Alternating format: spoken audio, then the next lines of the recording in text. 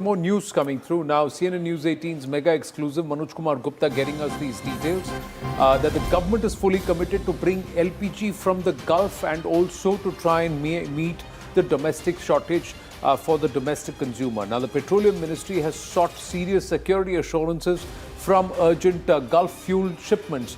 And also the government is in talks with Iran and the US to ensure safe passage. Now, if there is an Indian naval ship that is going to escort tankers, LPG tankers, where will they come from and how? What is the kind of assurance that will have to be given? Now, that's a question that we'll have to answer. The other part is, Tom, that if Qatar is not making LPG and LNG, where are our tankers going to find move? Because the Iranians have said we have nothing against the Asian countries. We don't have a problem with the Asian bloc. Will the Americans and the Iranians be able to guarantee passage? Theoretically, I said I'm not expecting this to happen within the next week or something.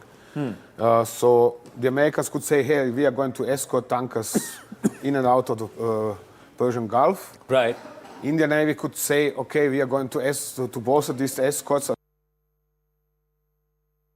taking sides in this conflict.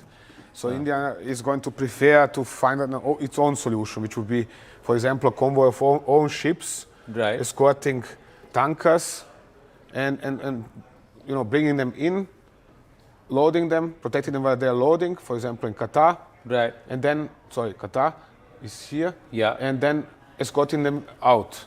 Problem is to do so without air cover, which means the Indian Navy would have to bring its aircraft carrier to the area as well. Right, but that's why they're seeking assurances both from the US and from the Iranians that they will be allowed passage. My question is that if India is allowed passage, then the Koreans will ask for the same, the Chinese will ask for the same, every country will ask for the same. And a lot of the oil tankers are already parked here in various bays and they're waiting to be moved out. So is this a possibility? Can this happen? It can be organized. It's not a question. That is a political issue between the governments in question. That means Indian government has to discuss this not only with the American government, but also with Chinese or Thai government or whatever other country is interested.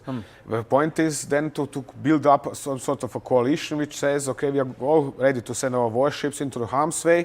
We're going to pass the Hormuz.